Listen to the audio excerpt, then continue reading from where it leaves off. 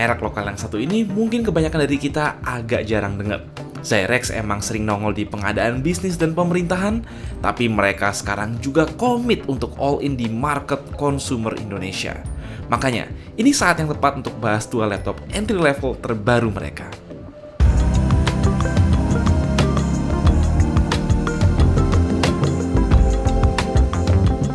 Zyrex D-Tech dan Zyrex Ultra adalah dua laptop yang chassisnya identik. Beda warna dikit aja, ini satunya hitam, satunya lagi biru tua. Secara build sekilas memang tipikal laptop 14 inch basic dengan bodi full polimer polos dan ramping. Hal pertama yang membedakan adalah keyboard backlit. Kedua notebook ini dilengkapi backlit keyboard 2 tingkat yang biasanya di skip di laptop 3-4 jutaan. Udah gitu keyboardnya nyaman berkat tombol power pisah, tombol panah luas, kolom page up, page down, home dan end yang sekaligus jadi media button, terus lampu indikator caps lock dan touchpad.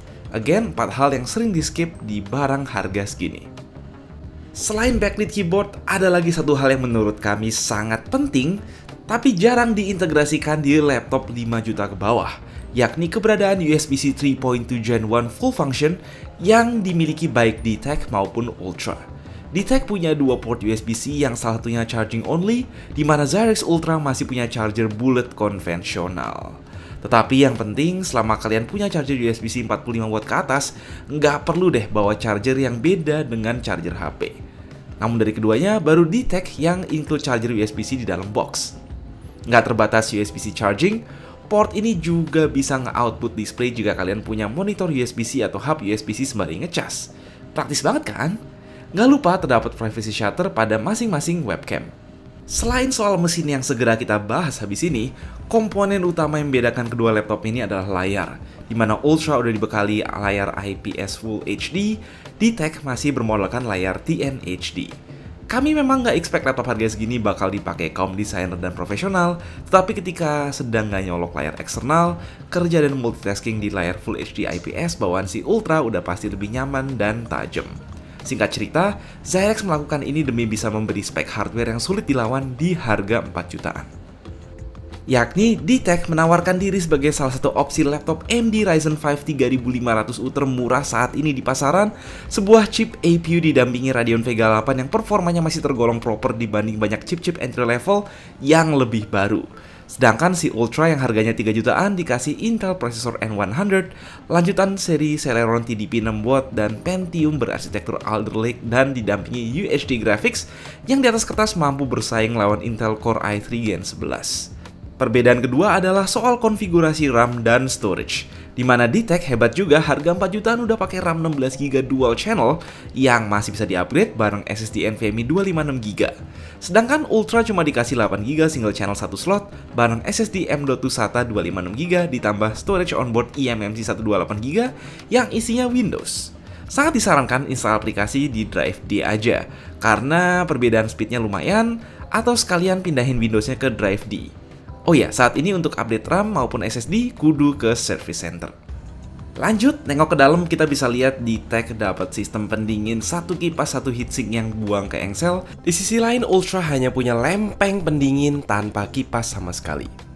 Kedua chip sekilas bisa perform semestinya di benchmark. N100 sendiri udah jauh bedanya lawan Celeron N4000 series, namun bisa ditebak untuk penggunaan gaming dan render akan ada throttling. Untuk render video 4K 5 menit di Premiere Pro sebenarnya masih relatif capable asalkan agak sabar, namun soal gaming bakal kerasa bedanya. Di mana Ultra agak susah payah mempertahankan framerate di Dota 2, D-Tech dengan IGP Radeon dan active coolingnya mampu ngasih framerate yang lebih konsisten dan playable di resolusi HD.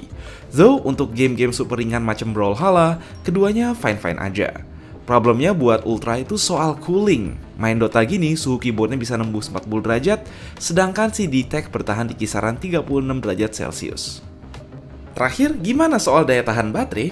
Dengan chip yang lebih powerful, D-Tech bisa bertahan sekitar 5 jam untuk playback YouTube, sedangkan Ultra mampu bertahan hampir 7 jam. Ini bukan laptop yang daya tahannya paling panjang, tapi nggak perlu khawatir karena toh bisa dicas dengan charger USB-C. Di luar itu, touchpad standar, speaker pun basic. So, pada dasarnya kami senang brand-brand lokal bisa semakin meramaikan dan mulai mendominasi kembali segmen entry level dan mainstream di Indonesia. Di antara keduanya, menurut kami D-Tech adalah opsi yang lebih menarik oleh karena APU Ryzen 5 3500U yang masih mumpuni di harganya, bareng RAM 16GB, USB charging, dan keyboard backlit. Kekurangan utama dia hanyalah di segi layar, yang bisa diatasi selama ada monitor eksternal. Di sisi lain, kalau emang gak mau dipakai multitasking berat dan editing video, Zyrex Ultra aja udah bagus kok, bisa ngasih layar Full HD sekaligus USB charging di harga 3 jutaan. Dan sebuah upgrade besar kalau kalian mau upgrade dari laptop Celeron N4000 series yang marak di zaman Covid beberapa tahun lalu. For now, Zyrex menjanjikan garansi 2 tahun untuk laptop-laptop konsumernya. Tinggal kita lihat aja apakah kualitas after sales-nya semanis janji mereka. Sekian dulu soal Zyrex D-Tech dan Zyrex Ultra. Jangan lupa buat mendang-mending di komentar. Gue Mike, stay safe, stay healthy.